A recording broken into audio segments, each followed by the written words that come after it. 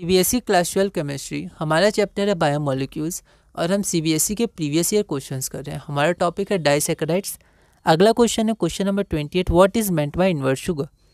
पिछले क्वेश्चन में हमने देखा था कि हाइड्रोलाइसिस ऑफ सुक्रोज को इन्वर्जन कहते हैं और उससे पिछले क्वेश्चन में इन्वर्जन का प्रोडक्ट क्या होता है, सॉरी हाइड्रोलाइसिस का। तो जब सुक्रोज हाइड्रोलाइसिस करता है तो फिर ग्लूकोज और फ्रुक्टोज बनता है। अब ग्लूकोज होता है आपका प्लस मतलब डेक्स्ट्रो रोटेटरी, ठीक है, और फ्रुक्टोज आपका होता है माइनस मतलब लीवो रोटेटरी, ठीक है। तो जो फ्रुक्टोज आपका होता है उसका जो रोटेशन होता है वो ज़्यादा होता है, तो आपका जो मेन रोटेशन हो जाता है, फाइनल रोटेशन, वो आपका लीवो रोटेटरी माइनस साइन में हो जाता है ना। इसके कारण क्या होता है, इसके कारण जो सुक्रोज होता है उसका जो हाइड्रोलाइसिस के बाद रोटेशन होता है वो लीवो होता है, क्योंकि फ्रुक्टोज जो बनता है उसका ज़्यादा डिग्री ऑफ रोटेशन होता है।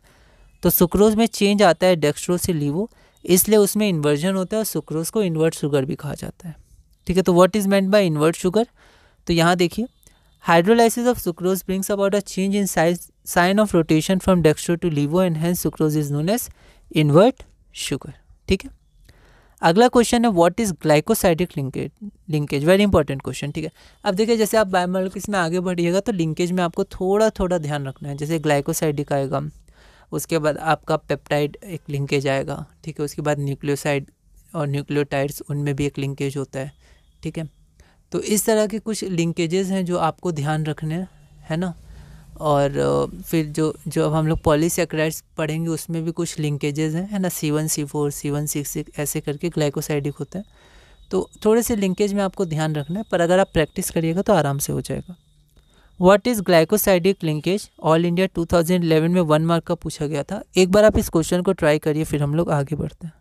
The two monosaccharide units are joined together by an oxide linkage formed by the loss of a water molecule. Such a linkage between two monosaccharide units through oxygen atom is called glycosidic linkage, है ना। तो यहाँ पर आपका ये sucrose है, ये alpha D glucose है और बीटा डी फ्रुक्टोज है, ग्लूकोज नहीं, ठीक है। तो यहाँ पर आप देख सकते हैं कि ये दोनों O से लिंक्ड है, ठीक है।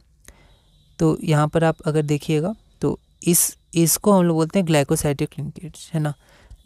Such a linkage between two monosaccharides units through oxygen atom, तो ऑक्सीजन एटम से ये लिंक हुआ है, ठीक है। स्ट्रक्चर चाहे तो आप बना सकते हैं, नहीं चाहे तो आप कम से कम डेफिनेशन लिख दीजिएगा, ठीक है।